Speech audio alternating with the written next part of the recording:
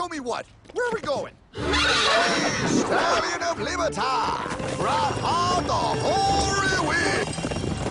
Oh, where are we? Battle of Waterloo! Hold on, we gotta get through! A money machine! There it is!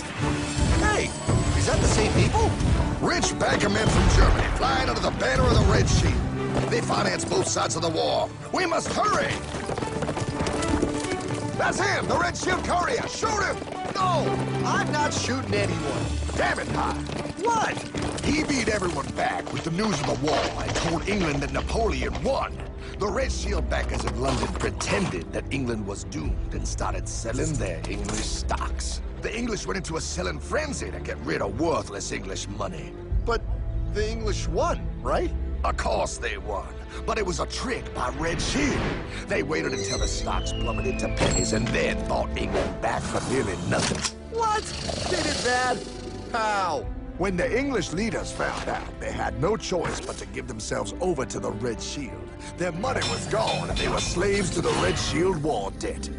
Since that time, the English have been paying their national taxes directly to the Red Shield private bankers. The people have no idea. But the bankers bragged about what they did to us, laughing at us all the way to the bank. Why, it's the best business I've ever done. If I can control a nation's wealth, I care not who makes its laws. Oh, is this what Jefferson wanted to show me? No, look. They're in America, too? The Red Shield banks are here, Pie. Seeking a way to conquer our American dream. The dream you have, Pie. The dream of free men.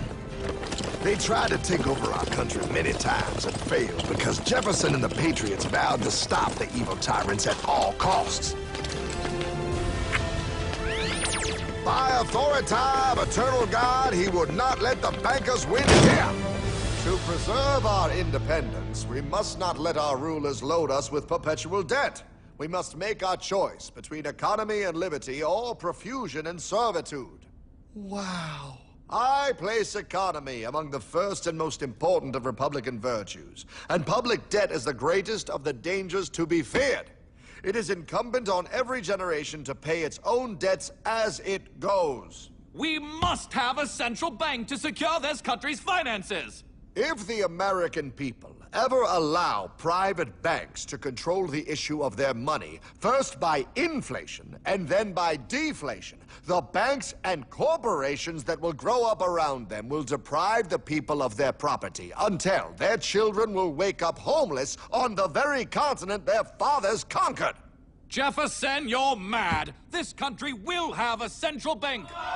Who's that? America's first Secretary of Treasury. Alexander Hamilton?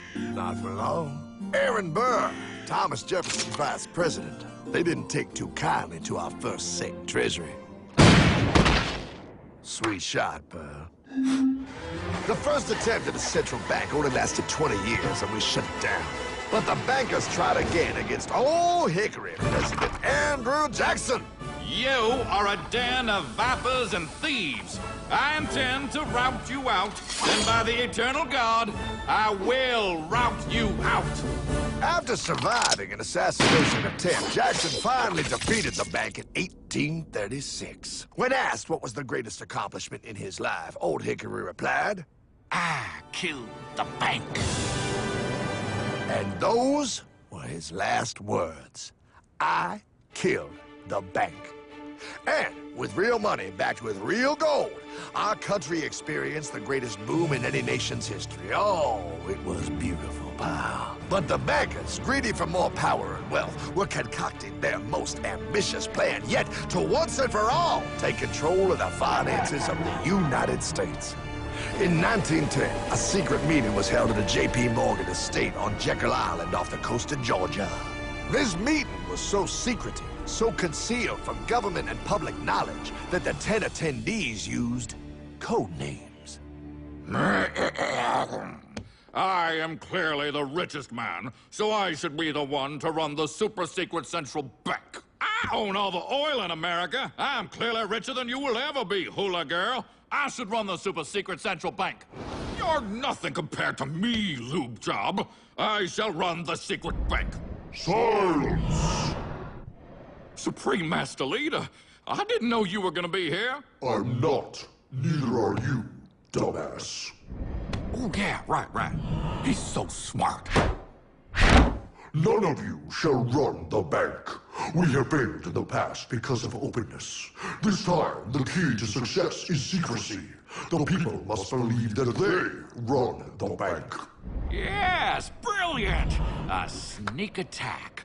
What's the plan? We first create panic, then we show them the solution. With our man in office and well-planned timing, we will have our central bank. And so the people think it is theirs. We shall christen it Federal. The Federal Reserve.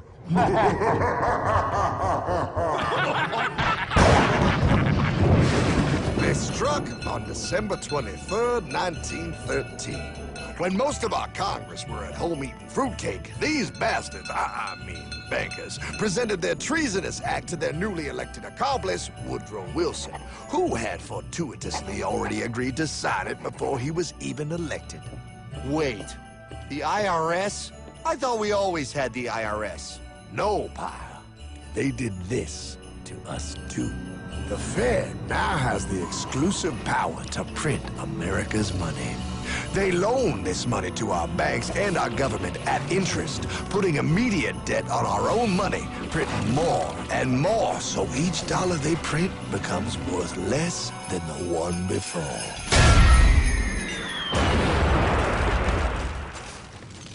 Merry Christmas. What in the hell is that? That pie is how our government now must pay back these debts to the Fed. Your taxes did not go to your government. They don't? It's the greatest theft in human history. But, okay, I mean, I sort of get what you're saying, but it's also confusing. And really, Hartman, I don't see how it affects me at all. If I had more money, none of this would have happened. Hartman?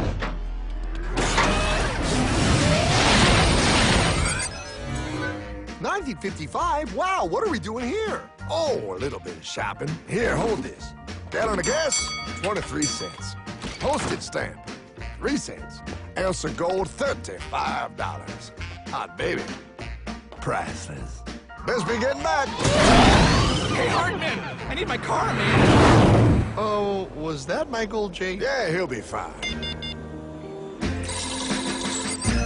Now, pal, would you agree that you have the same exact things you had in 1955? Yeah, 1 stamp, 1 gallon of gas, 1 ounce of gold, and 1 home. Wow, we just made a lot of money. Hey!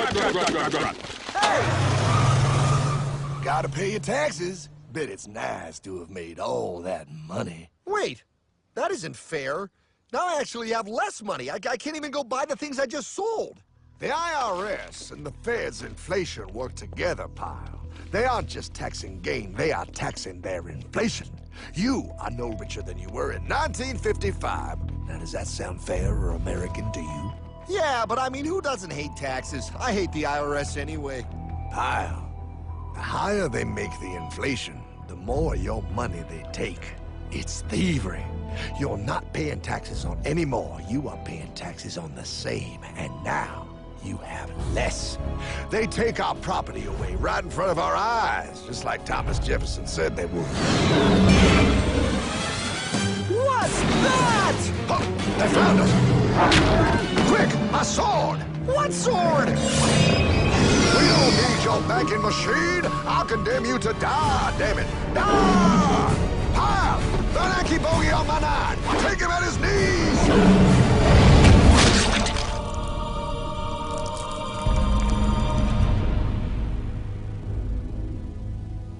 For we are opposed around the world by a monolithic and ruthless conspiracy that relies primarily on covert means for expanding its sphere of influence.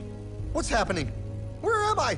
I believe perhaps you understand now, pal, but you are afraid. JFK. Hartman, what does this have to do with my house and my dog? Oh, okay, that's enough. I want to go home now. This is the last president to stand up to the Fed. You must see On June 4, 1963, President Kennedy signed Executive Order 11110. This executive order empowered the U.S. Treasury to issue real money without the Fed. It would have worked. Kennedy's plan to dismantle the Federal Reserve machine had begun.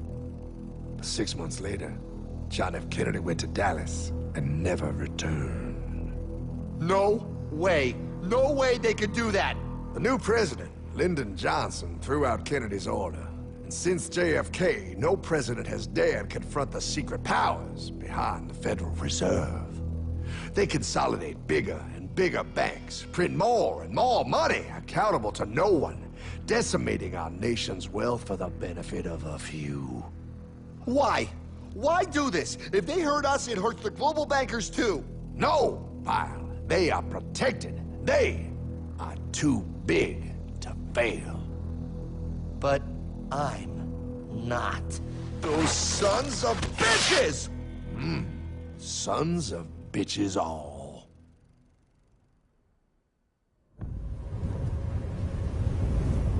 The day was cold. The wind sharp and strong. But we were determined. The bankers and their parasites had us vastly outnumbered, but their hubris made them weak. Not like us.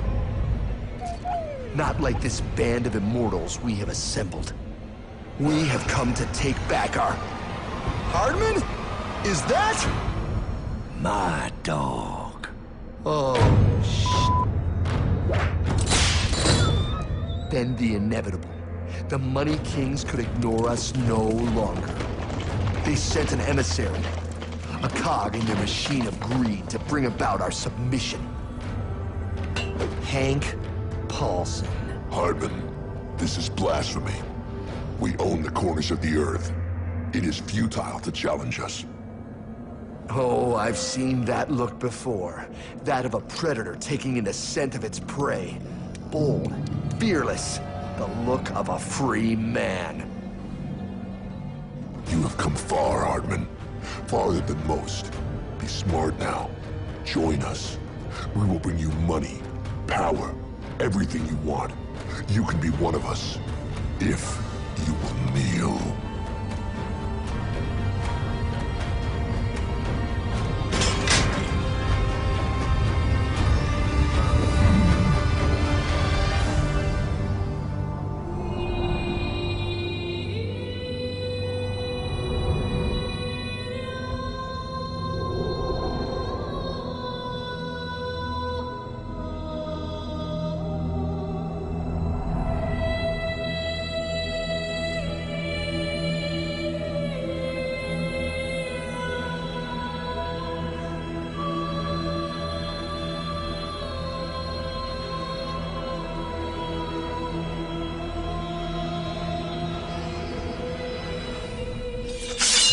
Madman.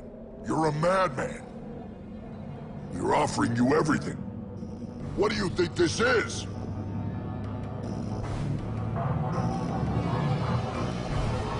This is America!